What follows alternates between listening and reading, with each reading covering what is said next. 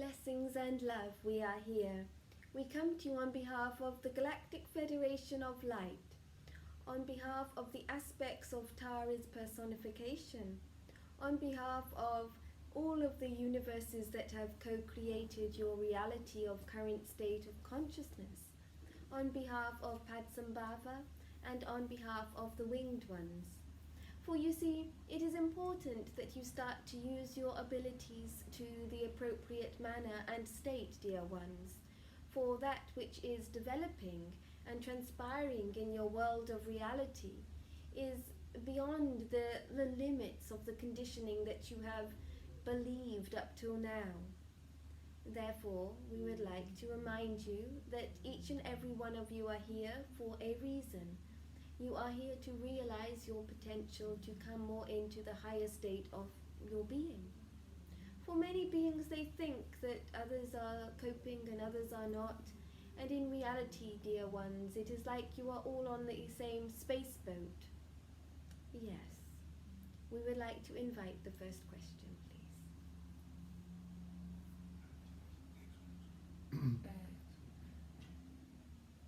Harekete geçemediğim için hayat amacımı gerçekleştiremiyorum.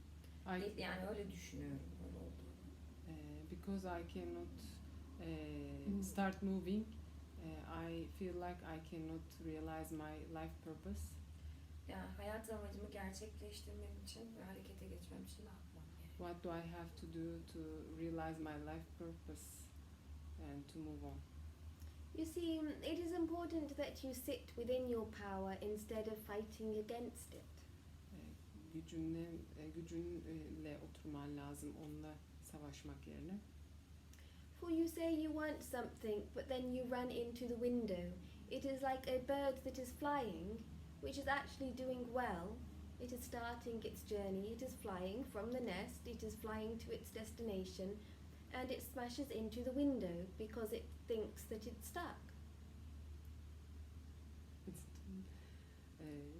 Kuş yuvadan pencereye doğru uçar, sonra tekrar yuvaya döner, gider gelir, bir yerde tıkandığı noktada mı dedi? Stuck. If the bird realized it was not stuck, it would find a hole or it would find an open window and it would fly through the window, through the glass. Aslında tıkanmamıştır, bir delik bulmuştur ya da bir pencere bulmuştur ve oradan geçmeye çalışıyordur. It would realize that there are no limits, that there are no barriers. It is so important that one realizes that there is no limits, there are no barriers. Birinin hiç limiti olmadığını anlaması çok önemlidir. Limitsiz olduğunu anlaması.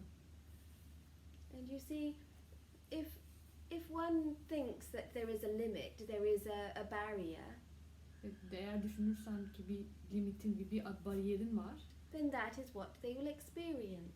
o zaman bunu deneyimlersin. You see, to realize your life purpose, hayat amacını fark etmen için Gerçekleştirmek için. you must use your wings, use your ability kanatlarını ve yeteneklerini kullanman gerekiyor. appropriately. Uygun şekilde. If you do not realize Eğer fark etmezsen bunları fark your etmen, power, gücünü you will smash into the window pencereye çarpacaksın. because you use the word I can't. Çünkü her zaman yapamam kelimesini kullanıyorsun. Therefore, you will be stuck. O zaman da tıkanıyorsun. If you remember that you can and that there is a timing for everything, Hatırlarsan eğer yapabildiğini ve bir zamanlama olduğunu her şey için when the stars are aligned, ve yıldızlar hizalandığında you will be able to fly through the window. pencereden uçmaya yeteneğin, kabiliyetin olacak. Uçabileceksin. Which was always open. Aslında her zaman açık olan o pencereden. Therefore, we ask you to go within yourself. Biz senin içine yönelmeni istiyoruz. Your life mission, your life purpose is not outside of yourself.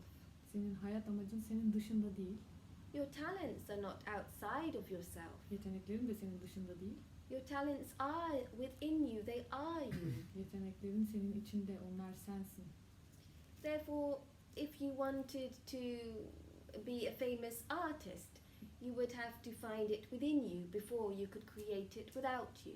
Ünlü bir sanatçı olmak istiyorsan bunu kendi içinde bulman gerekiyor. Senin dışında yaratmaya çalışmaktansa.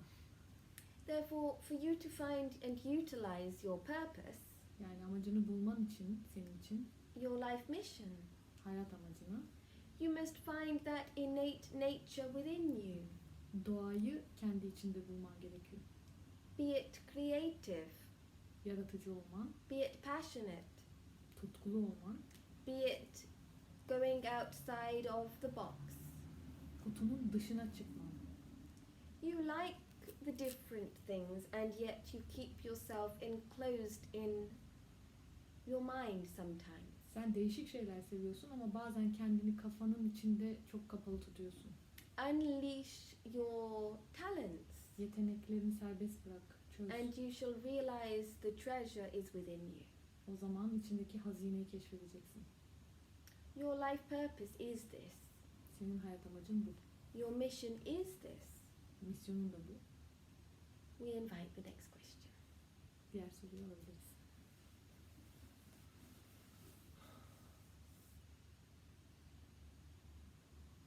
Ben Türkçe söyleyeyim direkt. Hı. Hızlı olsun. Hı. Geçmişimden getirdiğim kan çok yüklü bir şey kalmamış gibi hissediyorum. Bir borç kalmamış gibi hissediyorum. Ama varsa sağlığımı ve hayatımı etkileyen bunu öğrenmek istiyorum. Bir de yani ne yaptım, ne ettim de böyle bir süreç yaşadım. Tabii bununla ilgili de birkaç soru cevap olursa benim için güzel olur. I wonder about my karmic Past. past karmic owns in this lifetime, and I wonder if I could do something about them, about my health and my life, and why did they happen? I just want to feel. I don't have any karmic. And Nedenler I always feel I don't have any karmic things, but is it about just my feeling or do I have some? You see, dear one, all beings have karmic payment that they must pay. And yet, at the same time, you are quite a lucky one, dear one, for you have cleared a lot of that outdueness, shall we say. Therefore, you have cleared a lot of that which needs to be cleared. You are more insightful than many because you think of your actions accordingly to the planet, to yourself, and to others. You think about the ripple effect. You see, if you're a wave in the ocean and you also consider your ripple effect that goes to a stream, that goes and gives forth a message, then you are starting to clear that which you need to clear. We would say that you are quite a lucky one, as because you have this consideration for others and the environment and animals, that you have cleared the majority. And yet being on earth is both a blessed thing, a good opportunity, and also it can be hard at times because you do not always have the opportunity to clear the karma that you create right now. Therefore, yes, your karmic equation may be that of hierarchy in this lifetime, meaning that right now you are in a state of more merit than debt, shall we say. And yet, as you know, you must be very careful in this lifetime. For one lie, one step on an animal, one harmful thing creates that which will be needed to be cleaned in another lifetime. Therefore, you are very lucky, but you have to also be very careful of any further. But your lifestyle is one of admiration, dear one, and the care you have for others, how you relate to others like your family, is one to be proud of. And yet we do have the advice for you to keep cleaning your karma, to keep earning good karma, is to keep doing this and to remember the point of the unification of that person is you. There is no you or them. Therefore, just because you are in this state of karmic merit, another being may not be. And in the past it was okay, you could still progress with your karmic merit. But now things are changing, and as you are all in the boat, if the boat starts to sink, then you all have to start to work together. Be it the captain, the lowest service boy, or be it the wood. You see, for things not to be destroyed, for things to be transformed to a higher potential, you must understand that all beings, all consciousness is in the boat. It doesn't mean that that is right or wrong. It just means that for it to merge into the higher expression of all that which is, you need to remember that it's not them or me. There is no identity. This we are only revealing to you because you are able to process the majority of what we are stating. But you will go back to this at a later stage, and you see, it is like in the cooking pot. The garlic could say, "Oh, I'm so pure. I don't have any bacteria on me. I can kill the bad bacteria. I'm strong. I'm of pure merit." Yes, that can be true. But if another ingredient in the cooking pot is rotten, then at the end of the day, it's going to affect that mixture. And therefore, it is like you beings on the earth. There is no point looking outside or blaming or fearing or being in pain or thinking one is that or this. It is time now to help all beings remember the clear light of blissful consciousness, dear ones, of that which you are made of. But we are proud of you, all the same. You are an old soul, you are an elevated soul on many levels. But for your work to be complete, you must fulfill your mission. Yes. We invite the next question, dear one. Didem. Well, I would like to ask about my elder brother who passed away about 12 years now, when he was 38 years old. And I believe you already know, but he was a disabled person who couldn't talk, who couldn't walk, who couldn't say anything what he wants. So he's a very, very important character in my life who made me like this. So I'd like to know if he wants to say something to me, if he's proud, or I don't know, if he wants to say something to me.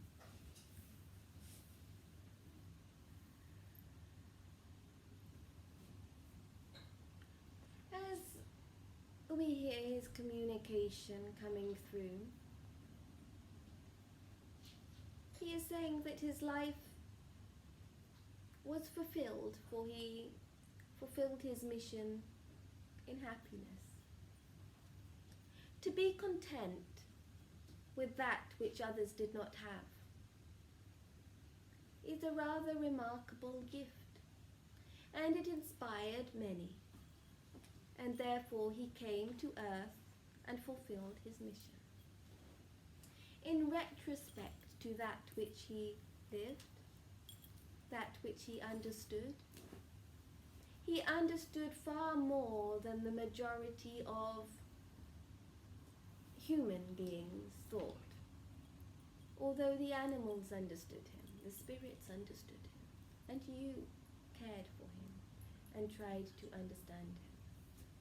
Regardless of that which is expected of another, to love a being, a brother, a friend, a lover, like you accept them, is a rather remarkable thing. And for another to come and express that they are content, they are not complaining all the time. Taught great things. For you see, many beings say, I have a leg pain, I'm tired, I'm this. And yet the complaining was never done, because the happiness was always won, because the understanding of who they were was complete. You see, you human beings on earth think, oh, isn't it sad if someone is disabled or this or that? And yet in some situations, if a being can come and fulfill their mission and be content with the mission they have chosen, regardless of the situation, they can progress and grow in a higher state of evolutionary merit, shall we say. If one was to understand the marathon of life, one would remember that life is but a journey, expanding into the stream that goes into the ocean of the universes. Indeed, he is aware of that strength that you have, that adaptability, that tolerance. It is time for you to write a poem or a song now to complete this.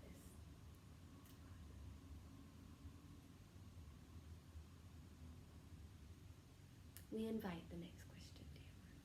Ben Türkçe sorayım. Ben hayattaki, gelecekteki, hayattaki amacımı merak ediyorum. Yaşama amacımı, ne yapacağımı, ne yapmam gerektiğini. Genel bir soru. I want to learn my life purpose and what can I do for it?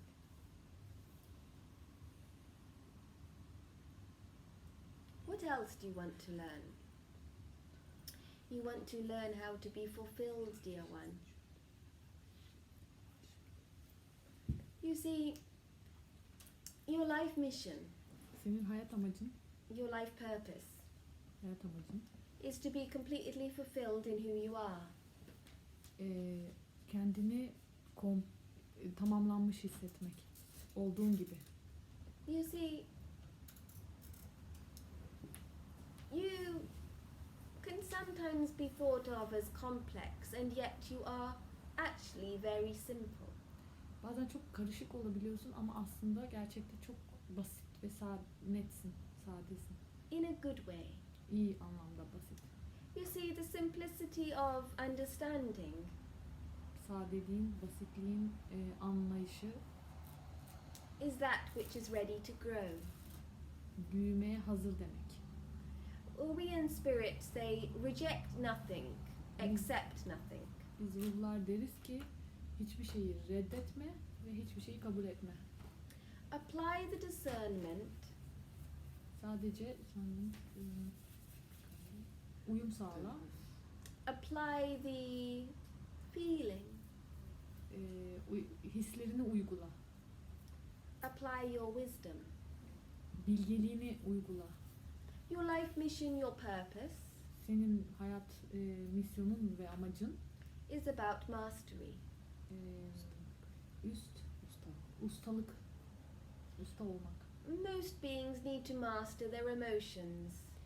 Birçok varlık ustalığı duygularında ustalaşmaya ihtiyacı vardır. You need to master the balance. Senin dengede ustalaşmaya ihtiyacın var. You see, you are unique, for you accept nothing and you accept everything. Sen hiçbir şeyi kabul etmiyorsun, aynı zamanda her şeyi kabul ediyorsun. Yani çok otantiksin aslında. And this is what we do in spirit. Ve biz ruhlar olarak da bunu yaparız. Yaptığımız budur. And yet you on earth need to be able to claim your highest potential. Senin bu dünyada en yüksek potansiyelini ortaya çıkarman gerekiyor işte. For in spirit we are naturally balanced. Biz ruhlar doğal olarak dengedeyiz. And yet your beings on earth will never be naturally balanced if you think. Ve siz dünyadaki varlıklar hiçbir zaman doğal olarak dengede olduğunu düşünmüyor. Therefore, to strive for balance is not the key. Yani denge için çabalamak anahtar değil. It is to master the balance like a acrobat walking along the tightrope. Dengede ustalaşmak, yani bir akrobatın ipin üzerinde gitmesi gibi. Never change your character, just step into it. Karakterini hiçbir zaman değiştirme, sadece onun içine gir. Step into your full power. Kendi bütün gücünün içine gir. Jupiter and Mercury are important for you.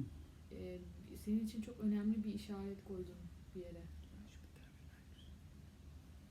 Senin Jüpiter'in ve Merkür'ün çok önemli bir yerde.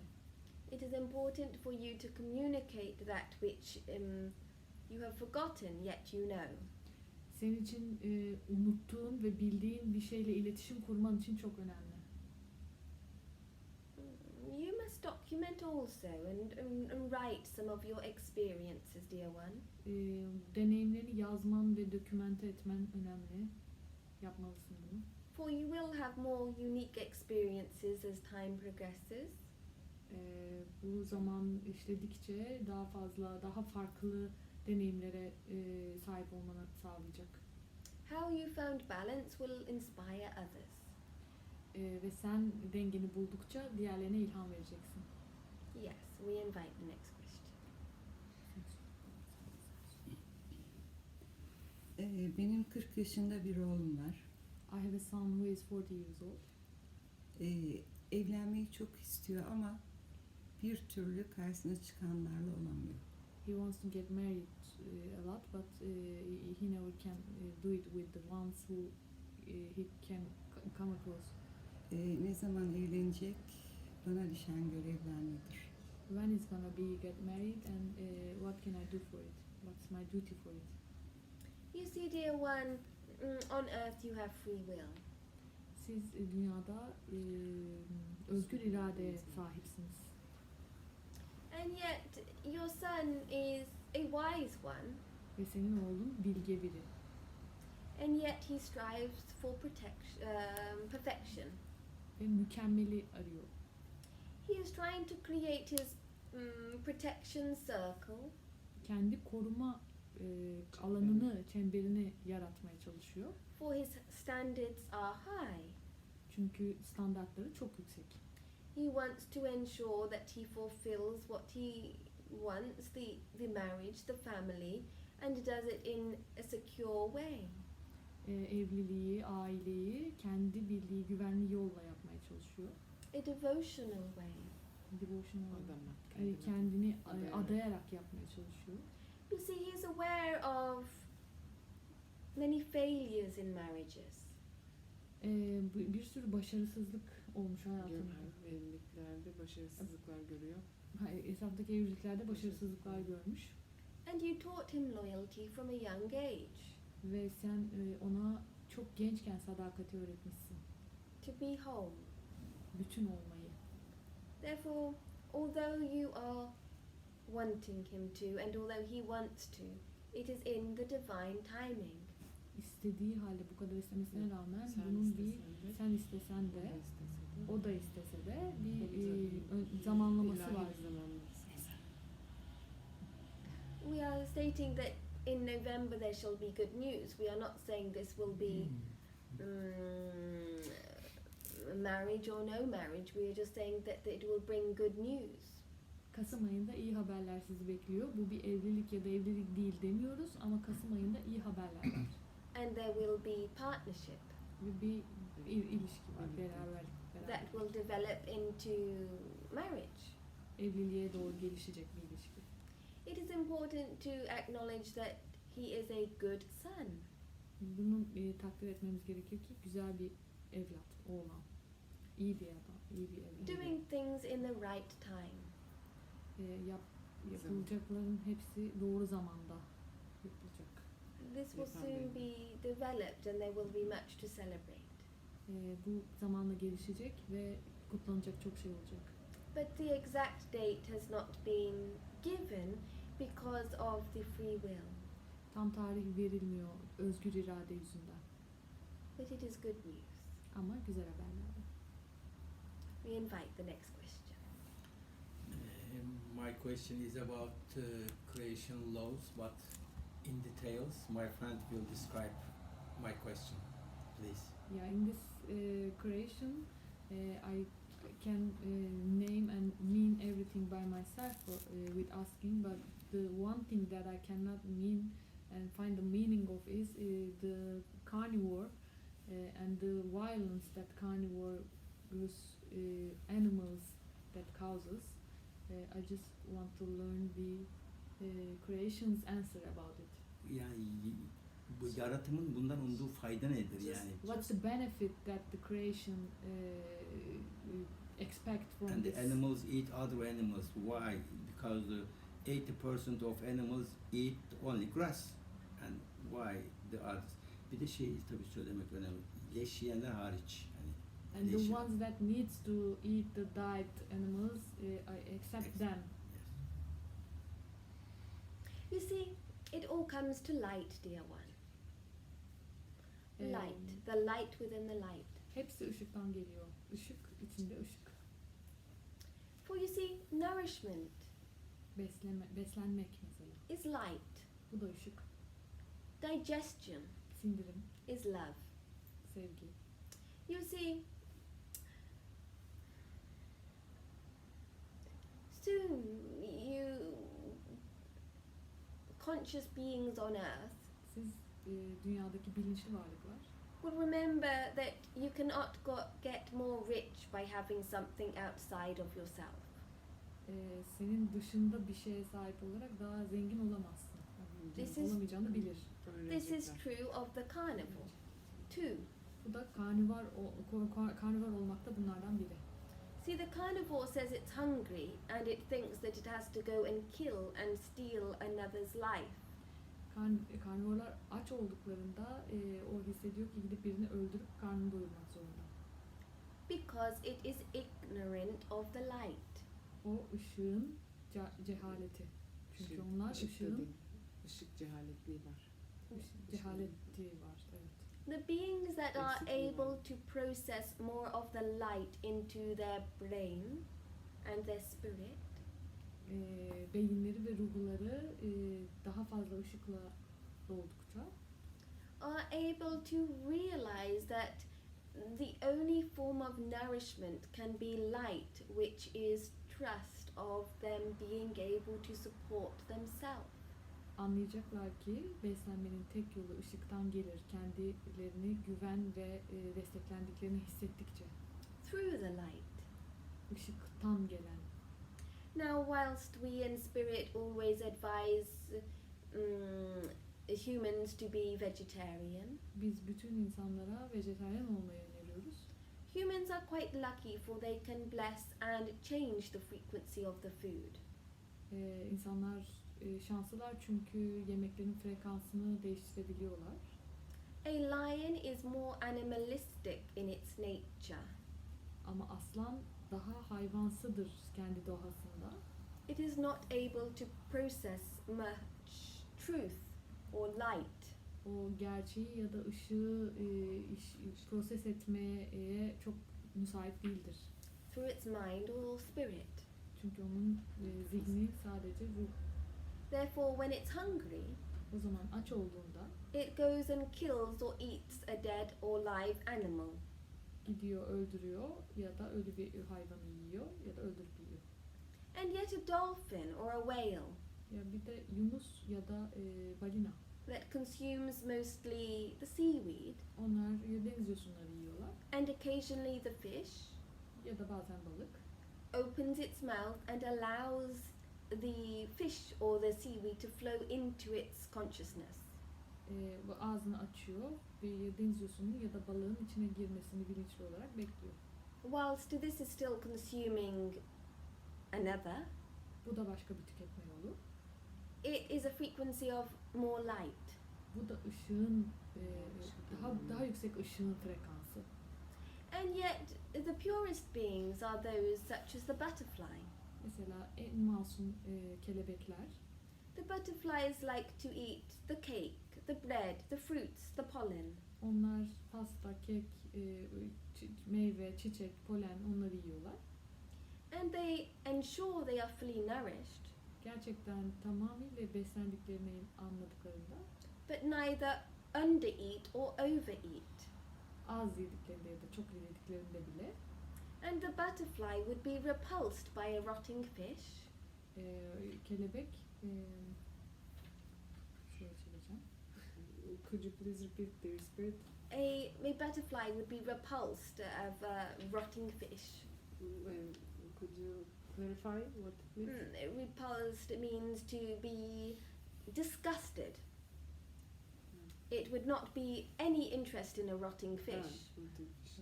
Öldürülmüş balıktan şey yemezler. It would, even Tünek, if you rotting covered fish. that rotting fish into honey, it would not go near it, for it can distinguish that which is pure and that which is not pure. Çünkü o hangisi saf hangisi saf değil ayırt edebiliyor. It is important that you understand that in the grand cycle of life, a carnivore Grand büyük daire, çember, hayatın Çember. büyük çemberinin içinde bir karnivor cannot process light, bir defa ışığı proses edemiyor. cannot harness light, Işığı yükseltemiyor. can only act from impulse. Sadece tepkisellikle hareket ediyor. A lion does not think of its actions.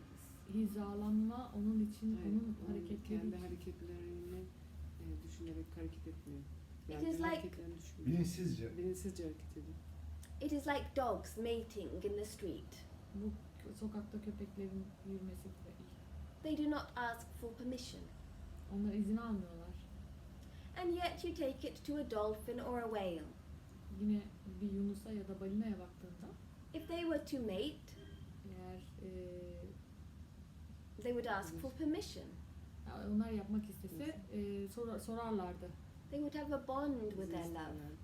Çünkü sevgiyle bir bağları var. If they were to eat the fish, they would open their mouths. They would ask for the fish to come in. They would not kill first. Balığı mesela yemek isterlerse ağızlarını açıyorlar ve ona soruyor gibiler, izin istiyorlar girip içeri kendileri girmeleri için ama onlar öldürüp balığı yemiyorlar. And yet you look to the butterfly. Ve kelebeğe bak en sonunda. The butterfly can harness more light than you humans can see. Kelebek siz insanların görebildiğinden de daha büyük bir ışık yayıyor. You see, a blue butterfly is not really blue. Mesela mavi bir kelebek aslında mavi değildir. It is every color but blue, but your eyes think it's blue. O her renk ama mavi değildir ama sizin gözleriniz sadece mavi görür. The butterfly's auric resonance, Onların kelebekler rezone eder ki electromagnetic energetic field of galactic communication, galaktik iletişiminin elektromanyetik alanını rezone eder. is always connected to the source God. O her zaman kaynak kaynak ruha bağlıdır. You see, the Görüyorsun. the true understanding of this is the light within the light. Bunun gerçek anlamı ışığın içinde ışık. If you put a candle in a vessel, Bir şeye mum koyarsan Oraya. borunun içine bir mum koyarsan the lion thinks it's the vessel, asıl the jar, the pot. asıl oradaki iş vessel borunun kendisi ya da koyduğun kavanozun kendisidir. A dolphin tries to connect to the light. Yunus. Yunus oradaki ışıkla bağlantıya geçmeye çalışır. Aslan boruyla ilgilenir. The butterfly becomes the light. Kelebek ışığın kendisi olur. So when the butterfly consumes the bread, the sweet things, the pollen, the fruits, Yani kelebek ekmeği yediğinde, polenleri yediğinde, tatlı şeyler yediğinde it expands upon the light. o ışığı kadar genişler. Therefore, if you have a conscious brain, Yani sen bilinçli bir beyne sahipsen, you have the ability to harness the light, ışığı yayma yeteneğine de sahipsindir. to expand upon the light, Işıkla gelişme and to yeteneğine. realize that you will never be nourished unless you are able to bring it back to the source of light. Ve hiçbir zaman ışığın kaynağıyla, Now, it is not just light that you think of as a light bulb. It is the light that is ever present. bu her zaman olan ışıktır. Therefore, the ever-present light is the communication that will reveal that of everything in creation, the God atom, shall we say. Bu her zaman olan ışık, her şeyin birbiriyle olan iletişiminde zaten var. There would be no sickness if people remembered this. Yani hastalık olmaz eğer bütün herkes, Ay, ay. bütün insanlar bunu anlasa. Bütün insanlar bunu anlasa hastalık olmaz zaten. The light always moves Işık her zaman burada. Hareket eder. into every direction, Her tarafa. Her tarafa doğru hareket eder. into every space, Her alana doğru. fulfilled space. Tamamlanmış, doymuş, tatmin olmuş alanlara. Yes, dear one. We invite the next question. Ya benim çok değişti şimdi, bir şeyler daha da istiyorum Oku ama. sor sen. Yani benim rüyalarımla ilgili bir durumum var. Yani I have rüyalarda something çocukken about my dreams. gerçek şeyleri gördüm. Ve When I was a kid, I just see acaba böyle bir yeteneğim ya da şifa ile ilgili bir şeyim mi var gibi böyle bir şeyim oldu. Ama şu anda karnımda bir kist, miyom gibi bir şey oluştu. Onunla ilgili yani ben ikinci çakramda bir sıkışma var ve bu üretkenliğimle de ilgili bir şey aslında, birinci soruyla da paralel. Nedir yani o miyomu oluşturan düşünce ya da tıkanıklık nedir? Ve ben kendi üstümde ya da başkasının üstünde nasıl çalışabilirim? I have a thing with my dreams, and when I was a kid, I can see the real things, the things that happening in my dreams. But now, according to with the previous question, I just wonder if I have a talent to heal myself and people. And now I have a something in my belly, in the second, the polyp Miyom. Miyom. in your stomach, or Yani bir kas. yeah, and İkinci çakram. Yani it's about my bölgesi. second chakra, and I think that my second chakra is stuck with something, and I just want to learn if I could what causes this myom, and how can I heal it, or may I able to support people as this healing as I could do it to myself also. You see, the deja vu of prophecy Prophecy. Prophecy'nin dejavusunu yaşıyorsun. is what you had before, Bu önceden olan şey. and you have psychic ability, dear one. Evet, senin bir psişik bir yeteneğin var. Your healing ability needs to be developed. Yalnız senin şifalandırma yeteneğin geliştirmeye ihtiyacı var. You have a connection, but it is broken. Therefore, that is why you feel stuck. Sen bir bağlantıdaydın ve o kırıldı, o bağlantı kesildi. O yüzden şu an tıkanıklık yaşıyorsun. You have a phone, but you have no credit. Telefonun var ama kredin yok. But you have the SIM card. Ama sim kartın var. You have the numbers to call. Ve numaraların var arayacak. But you need to strengthen the connection and your confidence in who you are. Bağlantını güçlendirmek ve kendine güvenini, kendin kim olduğuna olan güvenini güçlendirmen gerekiyor. Some things facilitate the connection. Ve bazı şeyler senin bağlantını kolaylaştıracak. Less dreaming, more processing. Az rüya, daha çok proses, daha çok işleyiş. Whilst it is great having a dream, whilst it is great having a phone, Bazen rüya görmek iyidir, bazen telefonun olması iyidir. the connection to spirit, to source must be heightened. Kaynağı ve ışığa olan bağlantı yükseltilmesi gerekiyor. The ever-present light. Her zaman olan ışığa. You need to work with the crystals, Kristallerle çalışman gerekiyor. for the crystals will amplify. Çünkü kristaller Yükseltecek. yükselten şeyler and strengthen the connection. ve bağlantıyı güçlendirecek. It will develop the healing further. Ve iyileşmeyi de geliştirecek. Some crystals remove toxins from the body, such as the amber and the diamonds. Bazı kristaller vücuttan toksini atarlar. Amber ve pırlanta mesela. Some crystals, such as the Super 7, such as Bazı kristaller süper 7. such as the sapphires, Safir biliyor bunları. they Aynen. develop your spiritual. Safir taşı. They develop your spiritual ability. Senin ruhsal yeteneğini geliştirecekler. Some foods will facilitate an assistance of healing for you. Bazı yiyecekler de kolaylaştıracak ve asiste edecek senin iyileşmeni. Some herbs will assist you. Bazı bitkiler seni asiste edecek. The medicine will destroy Ama ilaçlar seni yok edecek. the good and the bad. İyi ve kötü. It is important you must be gentle with yourself. Kendine karşı hassas olman çok önemli. For the second chakra is that of birth, İkinci çakra doğum is one of digestion, ve sindirim, assimilation, asimilasyon and processing. ve işleyiş, proses. You see, your path is of healing, but you are not able to heal till you can heal oneself. Bir iyileştirecek bir gücün var ama kendini iyileştirmeden önce kimseyi iyileştiremez.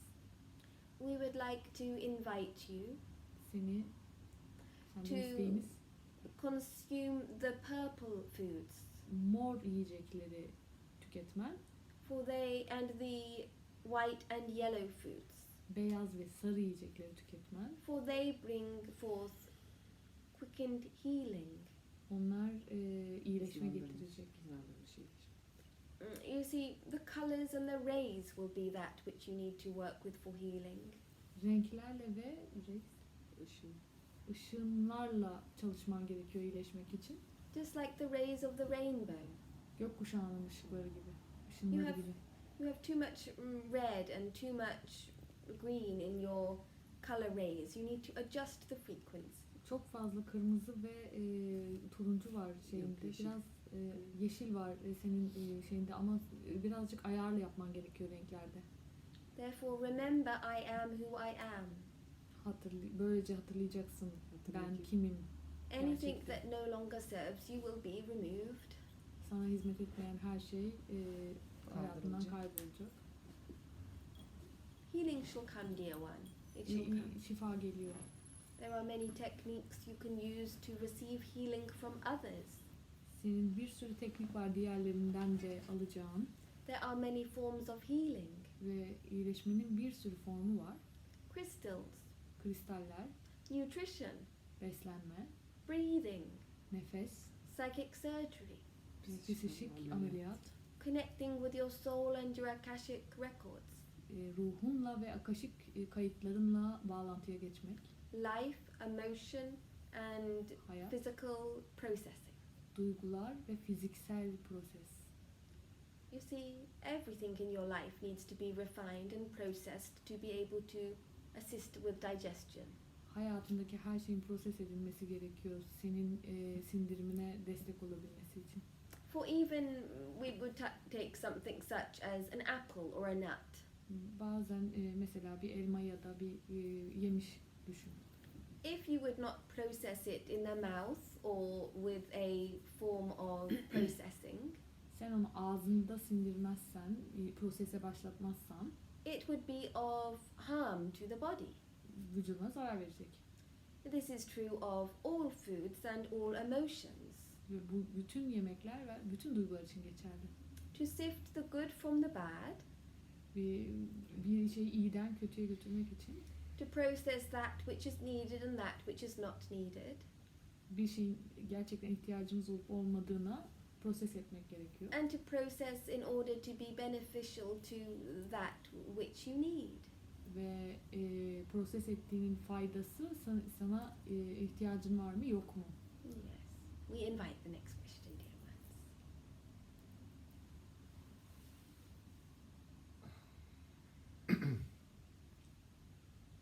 I feel like I'm really far away from my business, my job, to complete myself in this term of life.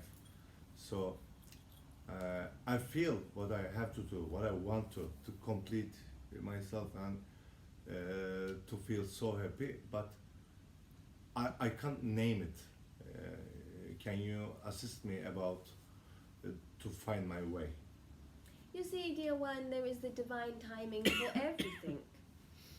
You see, there comes a time when you've been walking all your life, and you say, I'm fed up of walking, I want to swim now. And then you say, I'm fed up of swimming, I want to swim, I want to walk, I want to talk. And then you realize you can jump, you can leap, and you can do many things simultaneously. Therefore, really what you are looking for now in your life is how to become more complete in your nature, in your expression of who you are. You have had success in this area, in this area, and this area. And now you are looking for a way to join it, to make it more secure, to make it formed like forming some clay. You see, yes, whilst you have had 5 blocks of clay, there comes a time when you say, I'm ready to merge those pieces of clay together and become more useful to myself. You see, whilst your life has been one of success, it is now important to give to yourself and to give to the greater scheme of that to what you're creating. We would remind you to be the bowl, for when you are the bowl, you can be receptive to that which is coming. For if you are clay and you mould yourself into a brick, you will just be building all your life. Be like the clay bowl. And you see, what you have been striving for has always been success, and yet you have never done anything but success.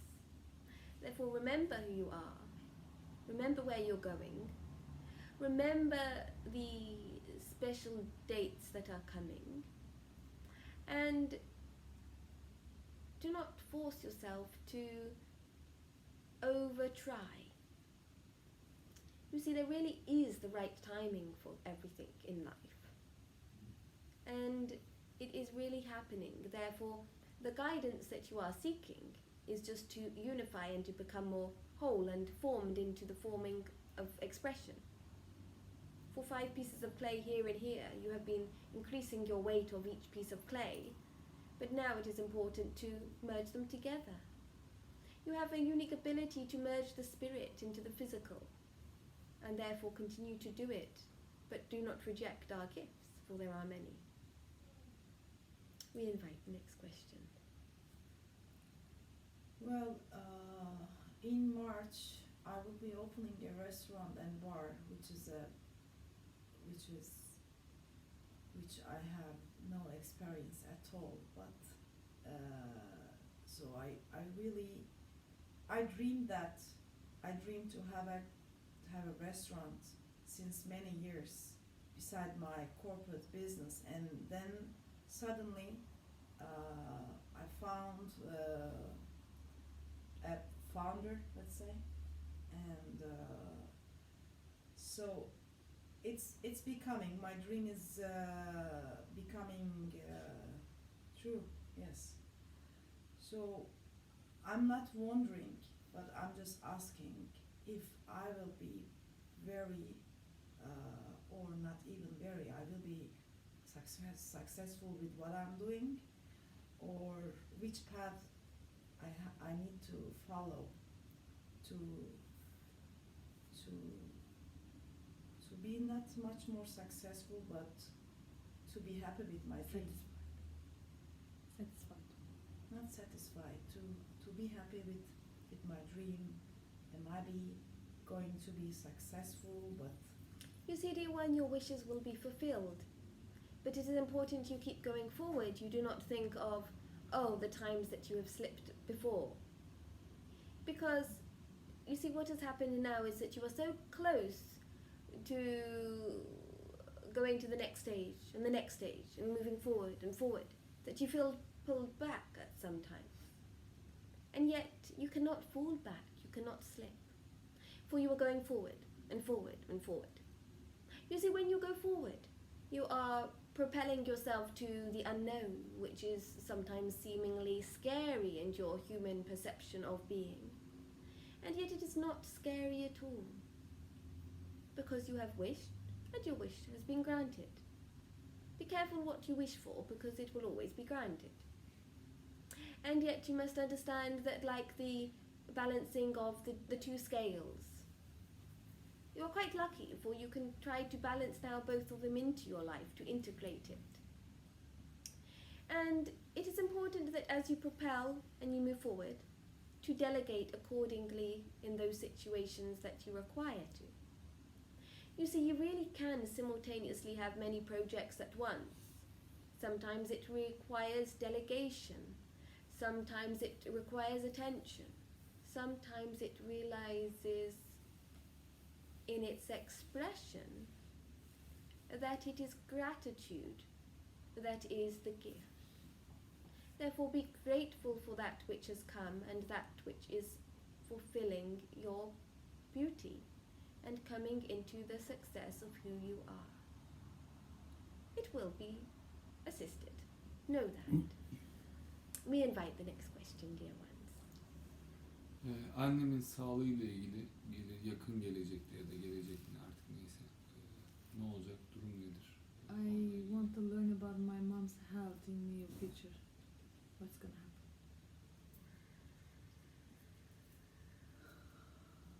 You see, your mother is stronger than you think, dear one. Senin annen senin düşündüğünden daha güçlü.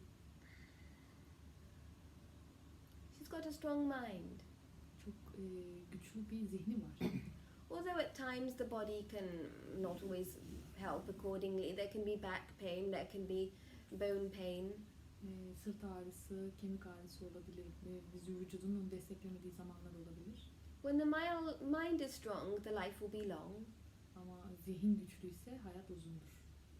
We in spirit say there are many miles to walk. Ruhta deriz ki yürünecek çok mil var. There are many years to have. Yani yaşanacak çok yıl var.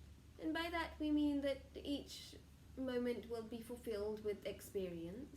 Bütün anlar deneyimle doldurulacak. And you see, everybody's perception of life and health is different. Ama her insanın hayat ve sağlık görüşü başkadır. For you see, the channeler has been to 138 countries. Kanal, burada şu an kanallık yapan 200'den fazla ülke gördü. And she is always traveling. Ve her zaman seyahat ediyor. Spiritually, Ruhsal olarak, mentally, zihinsel olarak physically. ve fiziksel olarak. And yet some beings are content being in the house for 10 weeks. Bazı evlerde 10 hafta kalması gerekiyor. But that would not be life to her. Ama onun yaşaması gereken hayat bu. Some beings just want to be healthy. Bazı varlıklar sadece sağlıklı olması gerekiyor. Some beings just want to be in a family. Bazı varlıklar sadece aileye sahip olmak istiyor. Therefore, the health of the mind, O zaman yani zihnin sağlığı, the health of the body, vücudun sağlığı, the health of the spirit, ruhun sağlığı, the journey of the mind, body, spirit, vücudun, bedenin ve vücudun, ruhun ve zihnin yolculuğu cannot fully be commented on for another. başkasının yorumuyla doldurulamaz. Therefore, health to one being may be to be free of pain. Belki de birisi için sağlıklı olmak sadece acısız olmaktır. Health to another may be family reunion. Başkası için sağlık bir aileyle birleşmesidir. Health to another may be wealth, so they can do what they want. Başkası için sağlık zengin olmaktır. O zaman istediği her şeyi yapabilir. Health to another may be contentment that they're living a spiritual path. Başkası için sağlık kendi ruhsal yolculuğunda yürümektir. But health to every being Ama herkes için sağlık is purpose, amaçtır. love and light. ışığın ve sevginin amacı. Therefore, the health of your mother is certain. Senin annen için sağlık belli. The journey of your mother is certain, Onun yolculuğu da belli. as is yours. Seninki gibi. And therefore, think less, Yani Düşün. realize more. Daha çok yap. daha az düşün, daha çok yap. There is a timing for everything. Her şey için bir zamanlama vardır. No need to worry. Endişeye gerek yok. We invite the next question. Benim sorum yok ama sizin benimle ilgili söyleyecekleriniz varsa dinlemek isterim. I don't have a question, I just want to listen to your message about me. You see, your message, dear one, you are quite a wise being. Sen, bizim senin için mesajımız, sen bilge birisin. You don't need to be told many things. Bir şeylerin anlatılmasına ihtiyacın yok. You know things that are there naturally and you observe. Sen bazı şeylerin sadece orada olarak biliyorsun ve doğal olarak işlediğini biliyorsun. You could teach all the beings in the room a thing or two. Buradaki herkese bir iki bir şey öğretebilirsin. Bu odadaki herkese bir iki bir şey öğretebilirsin. About balance. Dengeyle ilgili. Balance of mind, Zihnin dengesi, balance of actions, hareketlerin dengesi, balance of lifestyle. hayat stillerinin dengesi. For you have a unique ability to be able to get some balance in those areas that others struggle to. Bazılarının mücadele ettiği alanlarda denge sağlamakla ilgili özel bir yeteneğin var. You are comfortable in your awareness of who you are. Farkındalığın ve kim olduğunla ilgili çok rahatsın And yet, ve you're not fully aware of your spiritual power. ama ruhsal gücünle ilgili o kadar farkında değilsin. You have a deep spiritual connection. Çok derin ruhsal bir bağlantın var And yet you have a unique ability and need to be able to teach others. ve bu yeteneğinle diğerlerine öğretebilecek yeteneğin var. Sometimes you keep your words within, Bazen kelimelerini içinde tutuyorsun. as you don't want others to feel uncomfortable. Başkaları rahatsız olmasın diye. And yet you know a lot more than many. Ama birçok insandan daha çok biliyorsun. You see, you also even have the ability to create a foundation or to join the right people together. Bir dernek, insanların birleşeceği bir yer kurma bir yeteneğin var. Bununla ilgili bir yeteneğin var. And if you are still and you are quiet with yourself, you will know what herb and what disease and what thing somebody needs. Kendi sessizliğinin içinde kaldığında insanların nasıl bir bitkiye ihtiyacı var, nasıl bir hastalığı nasıl iyileşir bunu bile görebilirsin. It is time to understand and to use the energy a lot more that you Kendi are and you feel. hissettiğin enerjini kullanmaya başlamanın zamanı geldiğini anlamalısın artık. And there is a dog in spirit walking by your side, Bir tane ruhsal bir köpek var senin yanında sürekli seninle yürüyen. symbolizing the loyalty also. Sadakati sembolize ediyor her zaman. We invite the next question. Ben de aslında ruhsal dostların benim yaşam sistemimle ilgili benim farkında olmadığım tavsiyeleri varsa onu dinlemek isterim. I just want to listen from the spiritual friends that I have not aware things about my lifestyle. Yes, you see, dear one, you try very hard to balance things in the world. Dünyadaki şeyleri dengelemekle ilgili çok zorlanıyorsun. Yani çok fazla emek sarf, fazla deniyorsun. Fazla zorluyorsun. Zorluyorsun. You try to solve the problems, Problemleri çözmeye çalışıyorsun. the political, politik, emotional, spiritual, duygusal ve ruhsal olarak and the injustice. ve adaletsizliği. You see, you can solve things that have not been solved before. Daha önce çözülmemiş şeyleri çözebilirsin. Therefore, you too must write, Sen de yazmalısın bu yüzden. for they are not just ideas. Çünkü sadece ideal değiller bunlar. Düşünce değil. Sadece düşünce değiller. They are not just unique points of view, shall we say. sadece farklı bir bakış açısı değiller. At the majority of the time, you have the ability to channel. Sen kanallık yapabilecek yeteneğe sahipsin. For you can be aware of things in a different aspect than others have seen or understood. Başkalarının göremediği bir açıdan görme yeteneğin olduğu için her şeyi. But you see, sometimes you share your opinion too much, Ama bazen düşüncelerini çok fazla paylaşıyorsun. and sometimes you keep the things secret that you are aware of. Bazen de farkında olduğun şeyleri sır gibi saklıyorsun. We remind you, if you look to a dark sky and you see the stars shining, Biz senin yukarı bakmanı öneriyoruz, yıldızların parladığını görmeni then tell people. ve insanlara anlatmanı. For many people, look to the floor. Çünkü bazı insanlar çok insan aşağıya bakıyor. Look upwards, dear one, Yukarı bakın and inform people. ve bilgilendir insanları.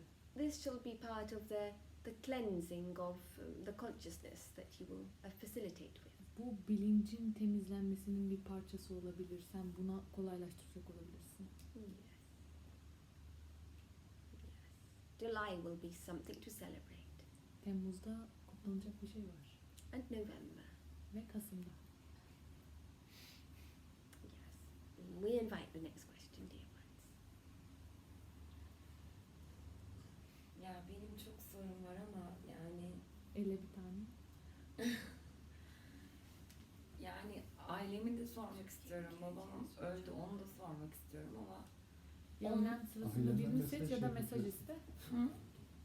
Ailenin yanımızda şey yapıyoruz.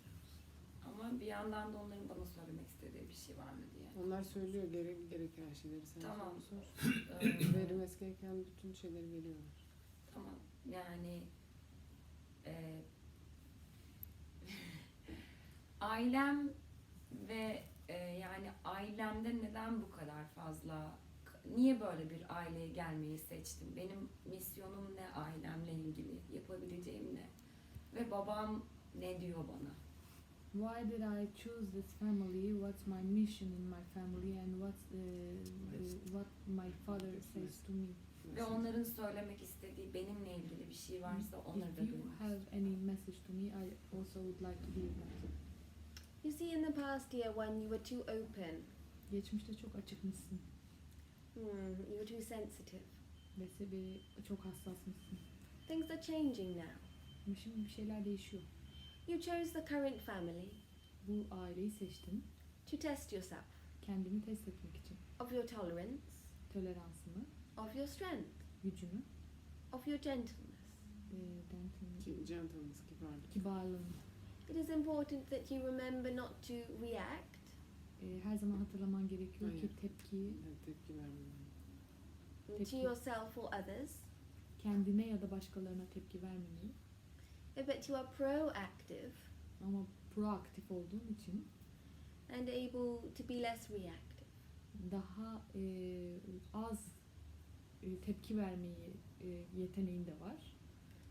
And then you will continue to grow upwards Ve büyümeye, yukarı çıkmaya devam edeceksin. and to utilize your ability further. Yeteneğini de geliştirmeye, ilerletmeye. You see, sensitivity is a beautiful thing, Hassaslık çok güzel bir şey. and yet it helps you to remain locked into the senses. Seni duygularda kilitlenmeye götürür. To be free is to be like a soft, little chubby baby. Özgür olmak, bir küçük tombik bir bebek kadar özgür olmak. Be nourished and not attached. Sadece beslen ve kimseye bağlanma. A baby would eat that which it is given. Bebek ne verirse onu yiyecek. It Onu would yer. not kill, Kimseyi öldürmez, it would not steal, çalmaz, it would not hurt another. kimseyi kırmaz, incitmez. And if it fell down or fell over, Düşük hissederse ya da yüksek hissederse it would laugh and bounce up, güler ve zıplar. for it would have enough reserves Çünkü yeterince kaynağı vardır not to feel the pain, acıyı hissetmemek için. be it physical or emotional or Duygusal spiritual. olarak, ruhsal olarak ya da fiziksel olarak. But when you beings get older, Siz varlıklar yaşlandıkça you state something as your pain, your identity. siz her şeyde acınızda ve kimliğinizde kalıyorsunuz. And yet a baby embraces all experience. Ama bir bebek bütün deneyimleri takdir eder. And it is sufficiently covered by nutrition and joy in its life. Ve o beslenmeyle ve keyifle yeteri kadar kaplanmıştır hayatında.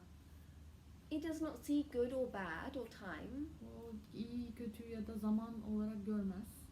When it's hungry, it needs to eat. O acıkınca yemek ister. When it needs the toilet, it goes to the toilet. Tuvalete gitmeye ihtiyacı varsa tuvalete gider. It does not delay anything. Hiçbir şeyi ertelemez. And when an accident happens, such as we stated, it falls over, Bir kazayla çok yüklenmiş hissederse it laughs or cries and bounces up. güler, ağlar ya da zıplar. Its perception is clearer than you human beings. Algıları insanlardan daha açıktır, daha nettir. Therefore, be as innocent as a baby. Sen de bir bebek kadar masum ol. That is the key. Bu anahtarın. That will set you free. Bu seni özgürleştirecek. We invite the next question, dear ones. Kadir'cim.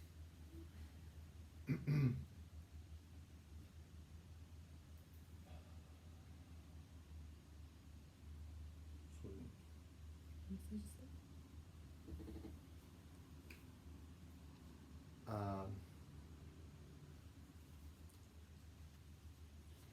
I'm thinking for my 34 past years until last year. It looks really hard and a long way when you look from far. But when I check it now, I think every day, to all seconds, to all minutes, to everything. I'm so thankful for all. But now I feel like I know that I'm in a good way, and I'm living so thankful, and I feel so happy. Just if the spirits have some messages for me, I'm just listening. Thanks. Please pass the channeler pen and paper, dear ones.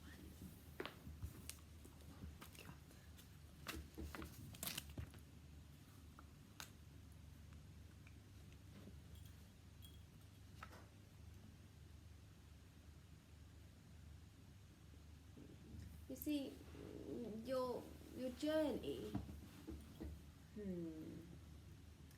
is always going up, and yet the seemingly crossroads are just going round in circles.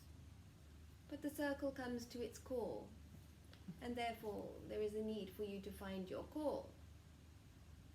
And there are four. You see, it is like there are four beings in a family. It is like there are four directions. You being, say, at a T-junction, at a crossroads, and yet it's the four directions. Yes, there may be 8, but there are always 4. Therefore, we remind you the message of the 4. For giving, for this, for that. The message is the 4, the 44, the 4. The 44,000 beings that will save the planet of evolution. Is there a next page, dear one? Thank you. And therefore, just like the sun, you have to understand that you're going to shine on everyone. Your journey will also involve some music soon. It's time to experience the music, for all beings in your world of reality need music. They all need music. For without sound, you cannot be found. Sound is the key. Yes. Remember this, and that's like the planets that are in orbit. They're always moving together. Yes, thank you, dear one. Yes, You see, really, the heart is where it is found as well. Yes. We invite the next question, dear ones. Well, I would like to ask when I will meet the person that I will be truly in love and will live happily ever after, and if I've ever met or will meet with the twin flame. You see, when you meet yourself, you find yourself. You have a karmic reunion, and the minute you do so, then your twin flame can come into your life. For it is like the stream coming into the ocean. The minute you realize the stream and the ocean are the same, then the love can come in. Therefore, meet yourself fully, in entirety. And by this we mean that when you fully understand and you meet with yourself, you accept yourself right now. You realize that journey that you have overcome, that process. Then you will allow the twin flame to be an expansion of who you are. Your twin flame is here already, and yet you must work with it as you work with yourself. For it is not out there, it can only be experienced by being here. And the future will bring much to celebrate, many things, and eventually, although you have more plans here, it shall be taking you more outside of Turkey. We do like to remind you that you are stronger than you think, and all you have to do is confront yourself to accept yourself. And then you will realize your twin flame is ready to be with you. Together. Yes. We invite the next question. Şu an yaptığım işlerle ilgili başarılı olacak mıyım ya da bununla ilgili neler yapmam gerekiyor? Herhangi bir tavsiye, öneri gibi şeyler var mı? The job that I'm doing now is if I'm gonna be successful with it, or if you have any guidance or suggestions about it. Another chapter leads to another chapter, dear one. Yeni bir dönem, bölüm yeni bir bölümdür. Your whole life, your purpose is going to be continued to improve. Senin bütün hayatın hayat amacını geliştirmekle devam ediyor zaten. You must understand that everything is linked together. Anlaman gerekiyor ki her şey birbirine bağlı. For just like a necklace, if there is no link, it shall break. Eğer bir bağ olmasa zaten kırılır, bozulur. Therefore, always remember the link that links the consciousness together. Her zaman hatırlaman gerekiyor ki bilinçli olarak bağlar birlikte durmalı. The links that create the reality. Bağlar gerçekliği yaratıyor. Trust in yourself. Kendine güven. Trust in your process. İşleyişine, yürüyüşüne, prosesine güven. And be that love that you see growing in all that you do. Aradığın sevgi ol, büyüyen sevgi ol. Your future only involves improvements. Senin geleceğin gelişmekle ilgili. Some form of strengthening. Güçlenmekle, güçlenmenin bazı formlarıyla. And again, many partnerships outside of Turkey. Ve tekrar bu Türkiye'nin dışında bazı ortaklıklar var. In your state of being, olduğun halinle, it is important that you find stability and security and some discipline in your life and business and career. Kariyerinde stabilite ve denge bulman çok önemli. For whilst you like to break all the rules, kuralları yıkmayı sevdiğin için, there are also some games to play in the business side, shall we say, for you. İş anlamında bazı oyunlar var oynaman gereken. For if you play your cards right, Kartlarını doğru oynarsan the future will be a further continued success. Geleceğin daha başarılı olacak. Some things need to be gambled. Bazı şeyler gambled, Kumar. kumar gibidir. Yani Bahis yapman lazım.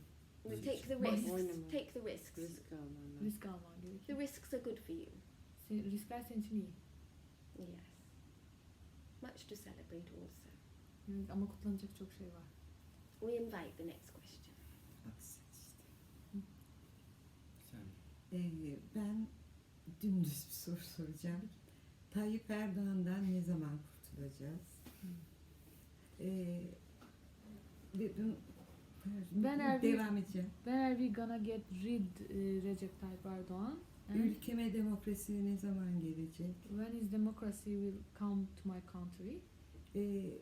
Türkiye'nin geleceğini merak ediyorum. I wonder my Turkey's future Atatürk buna ne diyor? and Bu duruma. what's Atatürk saying to this situation?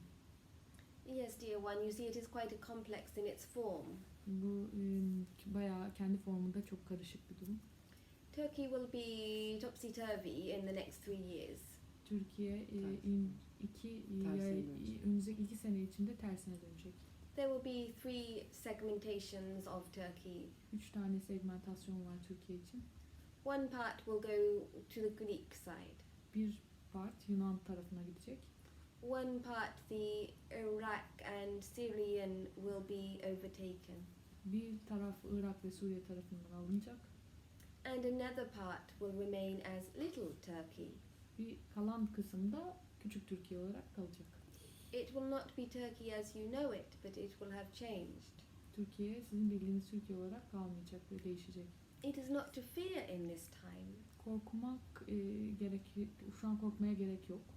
for it has happened throughout civilizations. Çünkü medeni bir şekilde olacak. Medeniyetler boyunca bu oldu. Medeniyetler boyunca bu oldu. There will still be a part of Turkey, and yet it will not be anything like you have known it to be. Ama bir parçası kalacak ki Türkiye'nin sizin Bildiğiniz gibi olan bildiğiniz gibi Türkiye. olmayacak. Bizim bildiğiniz haliyle değil. 3 to 5 years will be maximum, and there shall be some natural disasters that shall be enforced. 3-5 yıl içinde olacak bunlar ve doğal olarak bazı yok oluşlar Doğal olacak. afetler. Doğal afetler olacak. Do you understand what we mean by enforced? And no, can you please clean? Therefore, by enforcing, the natural disasters such as the earthquake or a tidal wave as such, will be much rain, will be enforced by the government. It will be pushed on to society beyond, so it will not really be a natural disaster. It will be Devlet artificially tarafından made. Doğal afetler doğal Gibi olarak gözünce. olmayacak. Devletler tarafından yaratılan depremler, seller, yağmurlar olacak. Bunlar gerçek afetler değil. And this will further separate some of the boundaries of the country as you know it to be. Ülkenin sınırlarını bölmek için olması gereken haline gelmesi için. This will happen in other places such as China and Russia also, Çin'de ve Rusya'da da böyle şeyler olacak and America. ve Amerika'da da. People will say it's natural disaster, but it will not be. It will be governmentally enforced. İnsanlar diyecek ki bunlar doğal afet ama doğal değil, devletler bunları yaratıyor olacak. Yes, but we do not like to speak of negative things, but this is just the statement of that what is happening. Negatif şeylerden konuşmayı sevmiyoruz ama bu şu an olacak olan şeyler bunlar. We remind you to all help those beings that are of the light and to support each other, as there will be many beings that will be need to rescued, and not to judge whether you should help another. You should help those beings that are in need of help.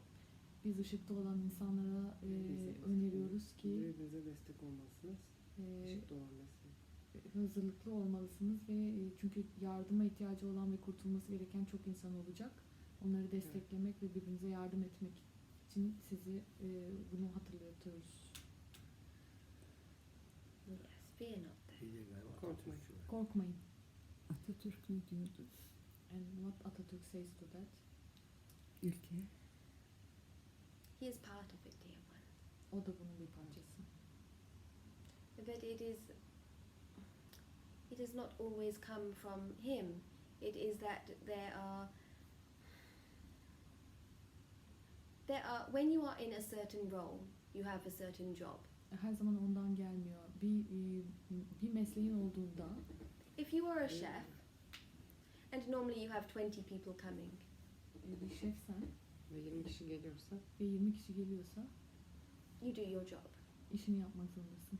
And yet, if you are a chef and one day you have 1,000 people coming, Ve şefsen ve bir gün 1000 kişi geliyorsa and you get told of the profit that you can have by assisting 1,000 people, profit tarafından bilgilendirilirsen Kazanç. kazançlarını kazançlarını söyler. söylerken 1000 ve kişiden gelecek olan kazancı söylendiğinde you know that you cannot fix and serve the problem by cooking 1,000 meals.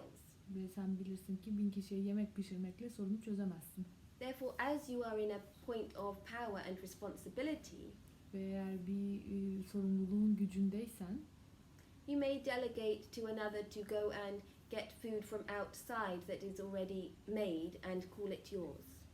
bunları delege etmelisin ve insanları dışarı çıkıp dışarıdan yemek getirtip ama kendin yapmış gibi gösterebilirsin. ama kendin yapmış gibi gösterirsin. Whilst that can be productive and you serve 1,000 people, Bu bayağı üretici olur ve 1000 kişiyi doyurur. if some people get sick Bazıları hastalanırsa from the bad food that was not cooked by you, bu senin yapmadığın kötü yemekten dolayı hastalanırsa then you are fronted with a dilemma.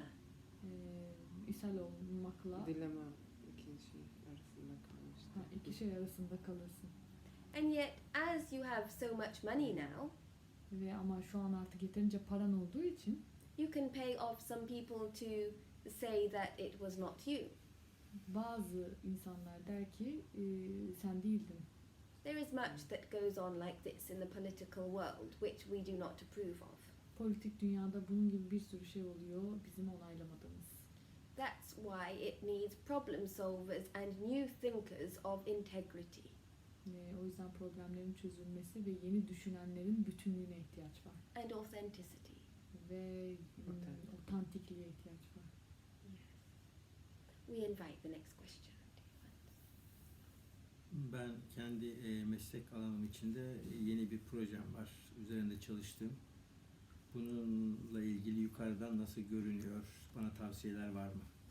I have a new project that I'm working on and I wonder how it seems from up and if you have any suggestions. You're always working on projects, Sen new her zaman projects. projeler üzerinde çalışıyorsun, yeni projeler. You're rather like an entrepreneur. You see, Entrepreneur gibisin. Girişimci gibisin. you see, you have a unique ability to see outside the box and yet what is needed inside the box. Sen kutunun dışından görme yeteneğin var, aynı zamanda içindekini de görme yeteneğin var. It is going to be successful, and because your ideas are different, they will contribute to the greater good. Bu başarılı olacak çünkü düşüncelerin çok farklı ve diğerlerine destek olacak bir şey. Yes. We invite the next question.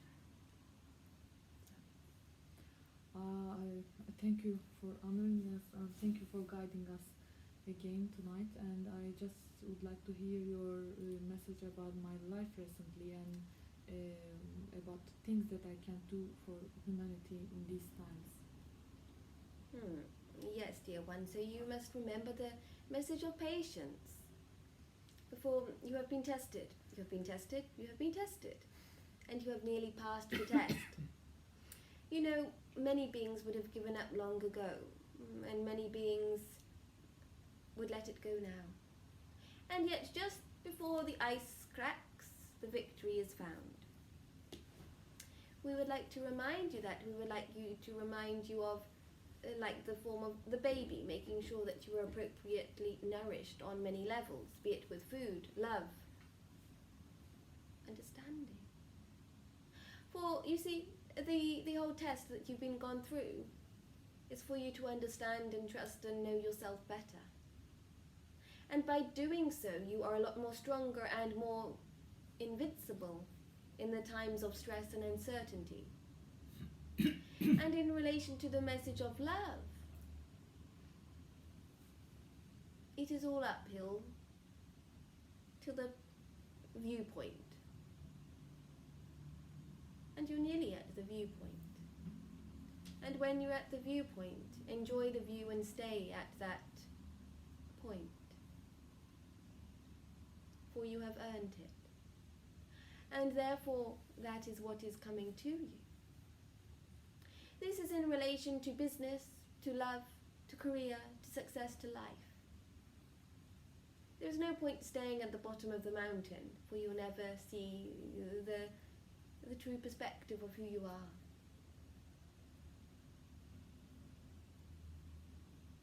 You've created a nice home for yourself in the reality of who you are.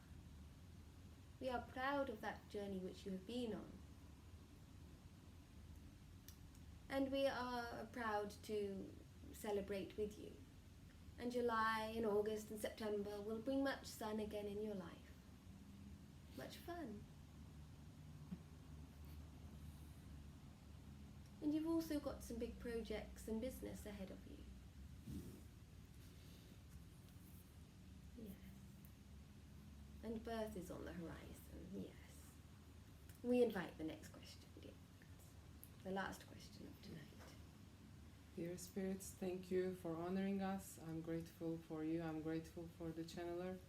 I'm grateful for each one of us here. I claim to live my highest potential. I want to know your guidance about how to proceed with the channeler in the further projects.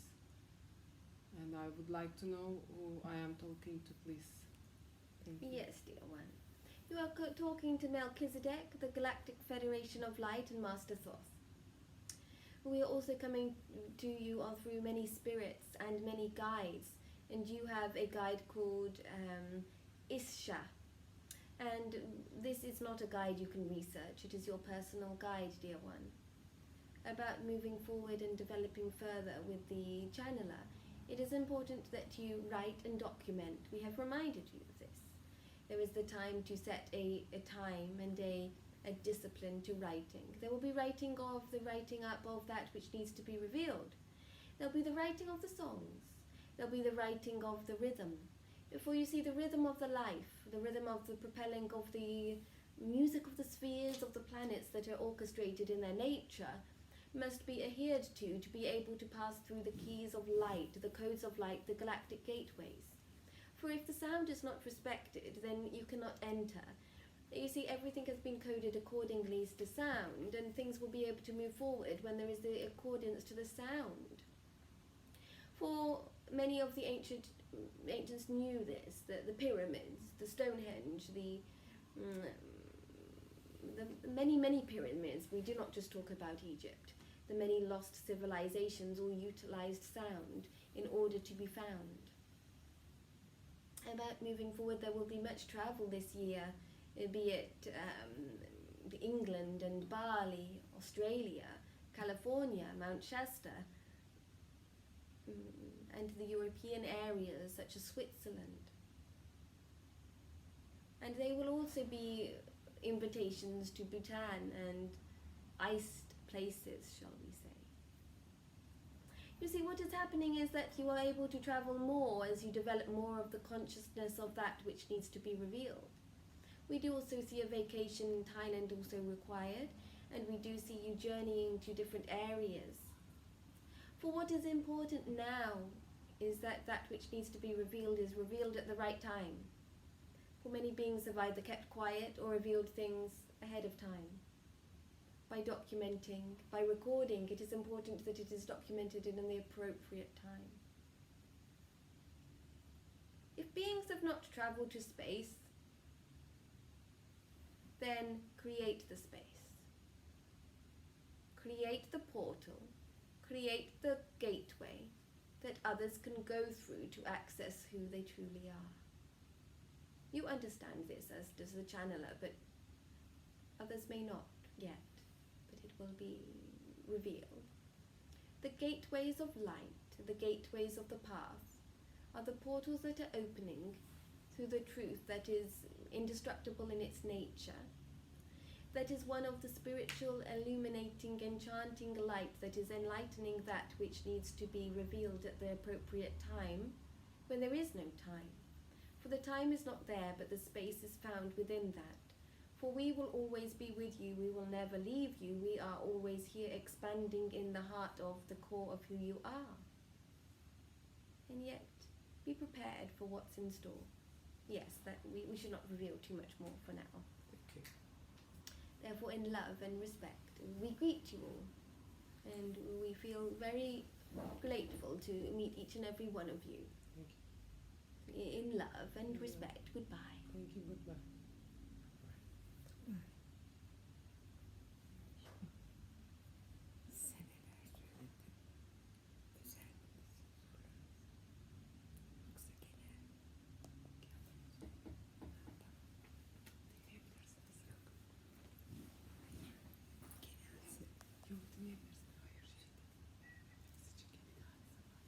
Hello. Where I am. Why? I think that's the thing. Spaces. Günaydın. Okay. Wow. Amazing. Thank you. Thank you very much. I don't know where I am. Thank you. You're welcome. How was it? In space somewhere. Ama Over Tayyip'in ne there. zaman gideceğini söylemedi. Zaten İkisi- herhalde olacaklardan sorumlu kendisi biraz. 2 sene sonra ters dönüş var dedi. İnşallah. Üç demedi mi? 2-3. Not, not İkiyle 3 segment var dedi. Onu sormayarak Ayrı. iyiydi ya. Tadımız kaçta Evet. durduk.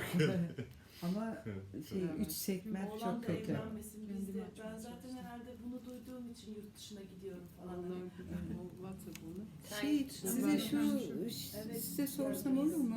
Yanında sadık bir köpek var dedi bana. Evet, Ne demek o? Ruhsal bir köpek. Ruhsal. Ruhsal Yani bir Yanında seni Şey destekliyor. sana Yani benim power destek- animal. Evet. Bir güç destekleyen hayvanı anlamında gibi. mı oluyor? Evet. What is power animal? She because the spirit told her that she has a dog next to her walking. Ah. So Sen she's ona asking sadakat about it. yüklemişsin diye ama Hmm. yani sana sadık. Interesting. Demedi. Ülkenin dışına gitmem demedi. Bugün bir şey Yurt dışı buraya geliyor. Bu lavanta mı? I see what's Hayır şey dedi.